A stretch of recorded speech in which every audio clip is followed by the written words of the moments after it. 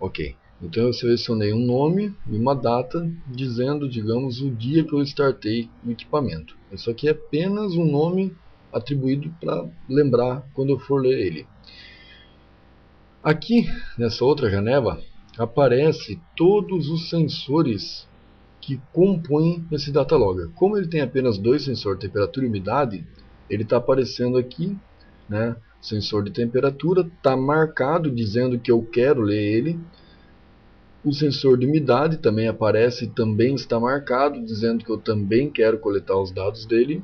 E aparece também a possibilidade de eu ter um terceiro gráfico da bateria interna do equipamento. Veja bem, isso aqui pode ser interessante ou não, porque se você deixar ele marcado, ele está ocupando espaço de memória do seu datalogger. Se você não marcá-lo, no caso que vão desmarcar, ele estaria liberando um pouco mais de espaço de memória de trabalho para esse dispositivo.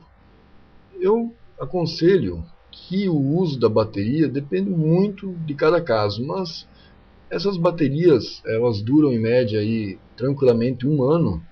Então eu aconselho que à medida que ele começar a baixar o índice da bateria, de acordo com o seu uso, você começa a fazer esses gráficos de monitoramento, se você achar interessante.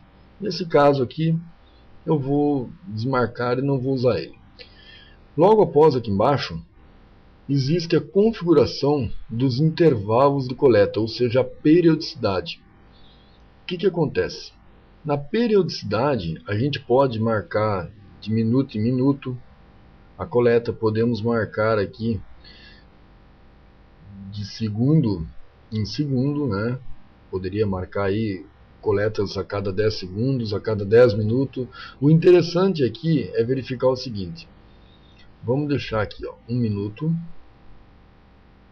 Ok, observa que se eu deixar para ele fazer uma periodicidade de temperatura e umidade, uma amostra a cada minuto, ele está dizendo aqui embaixo para mim, ó, que vai ter memória suficiente para 18 dias. Observa que se eu aumentar a periodicidade, ó, os dias ali embaixo estão aumentando.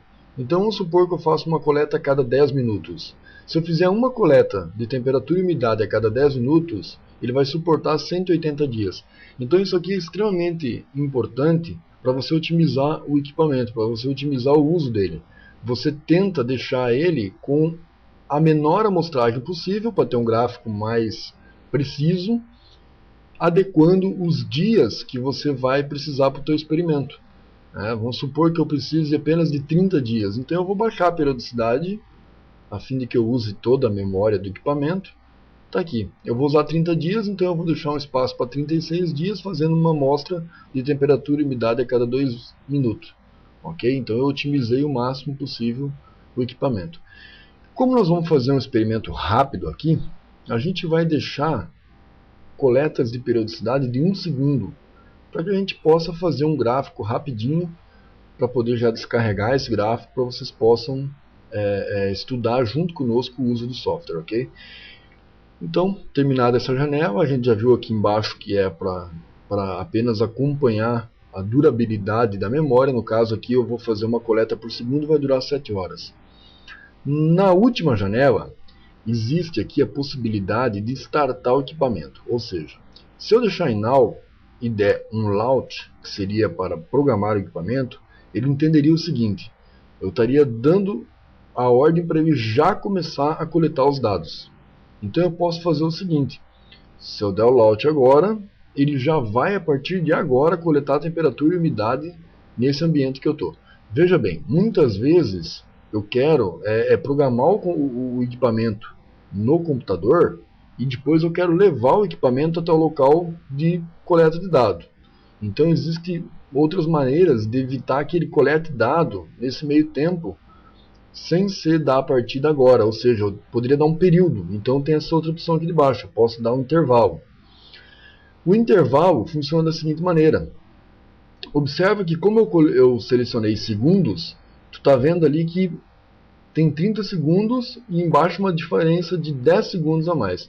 Pois bem, é assim que funciona. Se eu tivesse posto 1 minuto, ele já iria passar aqui de 43 minutos, deixa eu zerar o segundo, para um intervalo aqui, ó, de basicamente 1 minuto a mais. Então, por exemplo, eu tenho 1 minuto aqui de intervalo para levar o equipamento até o local que eu quero startar.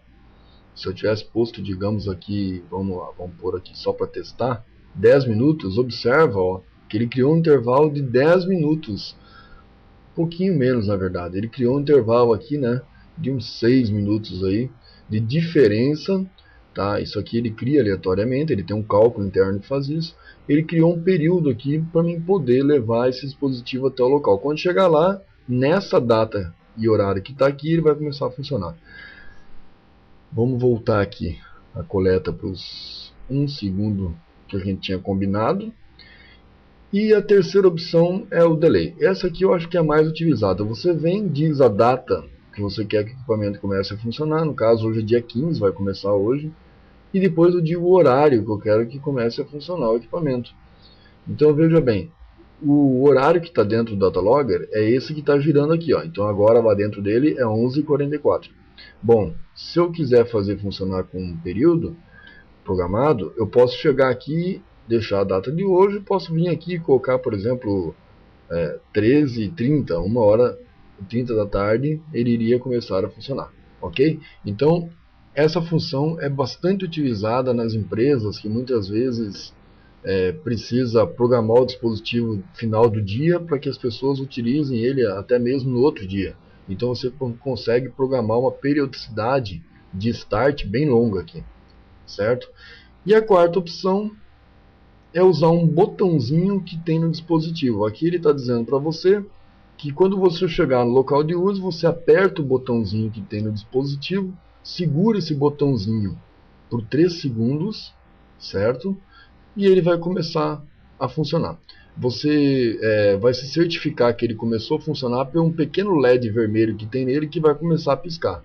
Quando ele começar a piscar, ele já está startado, já está lendo os dados no local de trabalho, certo?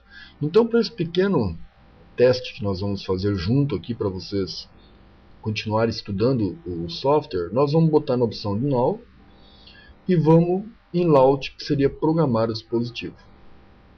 Agora ele está passando os dados para dentro do dispositivo, gravou o dispositivo. Aqui não vai ter como eu mostrar para vocês, porque não tem uma tela de vídeo, mas nesse momento o Datalogger já se encontra com a luzinha piscando, certo? Então ele está coletando alguns dados já no meio ambiente. Eu vou dar então aqui algum tempinho para ele poder coletar umas amostras para nós e a gente já vai baixar essas amostras agora para o software, para poder analisá-las. É importante observar aqui que o que foi feito nessa primeira etapa já permite você retirar o cabo da USB. Veja bem, o dispositivo ainda se encontra aqui, eu vou tirar o cabo USB.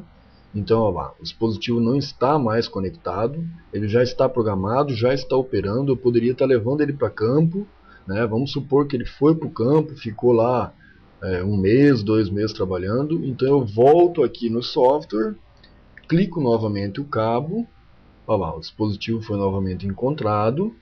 E agora, para baixar esses dados, a gente vem aqui no segundo ícone de software, que é o Readout Device, e clico em cima dele. Novamente ele abre aquela janela, perguntando se é o dispositivo que eu quero ler. Tá ali ele, é o único marcado.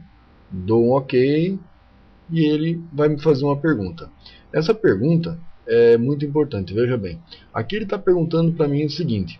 Ele está perguntando se eu desejo parar as coletas em campo ou se eu desejo continuar as coletas em campo. Vamos supor que esse dispositivo estava em campo e eu levei o notebook até o local. Eu posso dar um Don't Stop